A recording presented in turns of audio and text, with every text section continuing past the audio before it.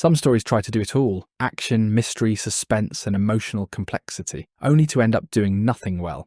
When a story crams in too much, it collapses under its own weight. Let's break down why this happens and how to fix it. A deadly gorge, monsters lurking in the dark, an alternate history, a mystery to solve, a love story. Sounds exciting, right? Except none of it lands.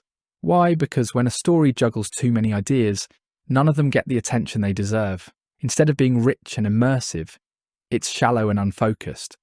The best stories stay laser-focused on their core idea and commit to it fully. Jaws is a thriller about a killer shark. Alien is horror in space. Serenity, which blends genres, never loses sight of its central mystery. Every subplot and set piece serves that core idea. In the Gorge, each genre is fighting for attention, but none are fully developed.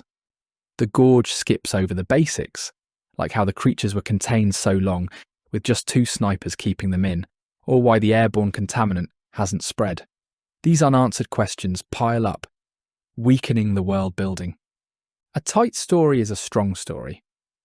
Before adding another subplot or genre twist, ask yourself, does this serve the core story? If not, cut it. Less noise means more impact. And here's where it really stumbles. Bad pacing. In The Gorge, it was incredibly slow-paced for half the runtime. Then, bam, everything happened at once.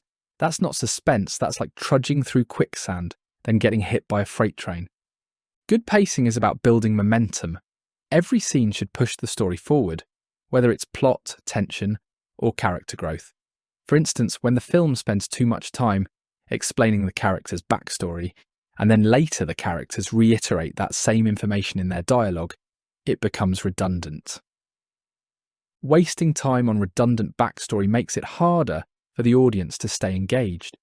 Instead, start the film when Levi jumps out of the plane. Let the story unfold naturally, with the backstory and tension revealed through dialogue, which would have also enhanced both the romance and the mystery elements. And then there's the romance.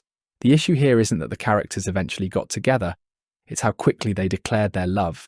After barely 24 hours of physical contact, they went from months at a distance, only sharing whiteboard conversations, to suddenly professing deep feelings after just one dinner and a few hours together. It feels rushed and unearned. Do Levi and Drasa only like each other because they were the only ones there? They spoke to each other for one evening, and then they're in love and he has a reason to live. It feels less like a genuine bond and more like convenience mistaken for romance. If they had simply walked off together with the potential for a relationship to develop, it would have felt more natural. Instead, their relationship escalates so suddenly that it leaves the audience feeling like they missed something. A believable romance doesn't rush to declarations of love. It builds through shared experiences, emotional vulnerability, and time. Real emotional connections are built through subtle gestures, meaningful conversations, and choices that show genuine care and understanding. There should also be disagreements, moments where the characters clash and push through their differences. When a romance is rushed, it feels unearned, but when it develops organically, it resonates with the audience and adds real depth to the story. So what's the takeaway? When your story tries to juggle too many elements without focus, it all falls apart. Keep it tight, pace it right, and let the characters and relationships develop naturally. If an idea doesn't serve the story, cut it. A focused narrative is always more impactful than a cluttered mess. What did you think? Drop a comment below, like and subscribe.